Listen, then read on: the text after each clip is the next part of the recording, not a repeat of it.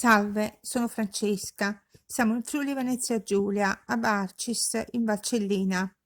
Di seguito alcune immagini della chiesetta della Madonna delle Grazie, in località Roppe, detta anche Le Roppe.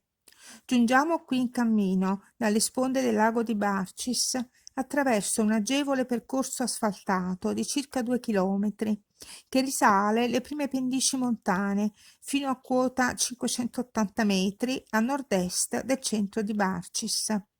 La chiesetta è ubicata alla sommità di un'ampia terrazza soleggiata, affacciata sulla valle e delimitata a monte da boschi. La borgata di Roppe, oggi non più stabilmente abitata, è costituita da case sparse, insediatesi nel XVIII secolo su questo versante ameno. Qui sorgeva, sin dall'alto medioevo, il centro abitato di Cellis, con la pieve di San Giorgio in Cellis, un importante riferimento nella bassa Valcellina, poi scomparso alla fine del 1300 a causa di un cataclisma geologico, frane e terremoti. Giungiamo innanzi alla chiesetta della Madonna delle Grazie, che si erge isolata, attestata su un costone roccioso emergente nello spazio circostante.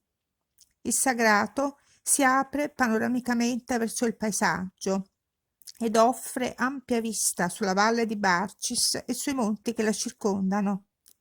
La chiesetta, rappresentata nella mappa del catasto austro-italiano del 1850, fu edificata tra la fine del XVIII e i primi decenni del XIX secolo, in ricordo della pieve scomparsa di San Giorgio in Cellis, e custodisce resti nel sagrato e nella muratura, innanzi all'ingresso.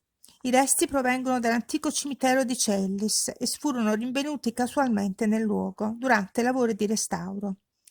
La chiesetta risponde alla tipologia dell'oratorio alpestre, piccolo edificio sacro in posizione isolata, originariamente preposto alla benedizione delle case, dei campi e all'aggregazione sociale degli abitanti della borgata.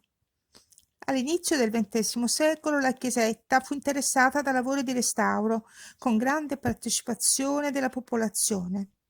Era officiata nel periodo tra le due guerre, in cui si celebravano anche i matrimoni, ed era sempre aperta al culto e alla fruizione degli abitanti delle borgate di Roppe e Cimacosta.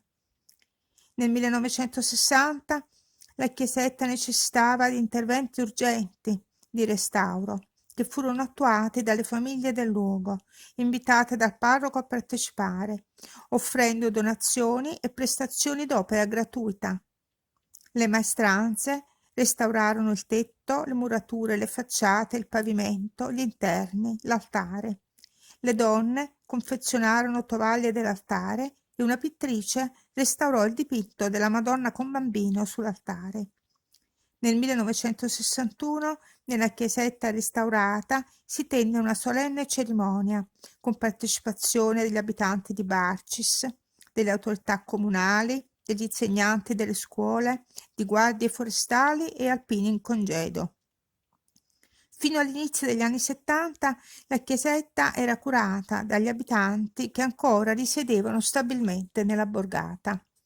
Ogni anno si teneva la festa del gruppo Alpini di Barcis, con partecipazione di ex combattenti, autorità civili e religiose della comunità barciana e di un gran numero di persone che dopo le celebrazioni si intrattenevano qui fino a tarda sera, con chioschi, pasti, canti e balli con musiche della montagna. Oggi questo luogo è silenzioso.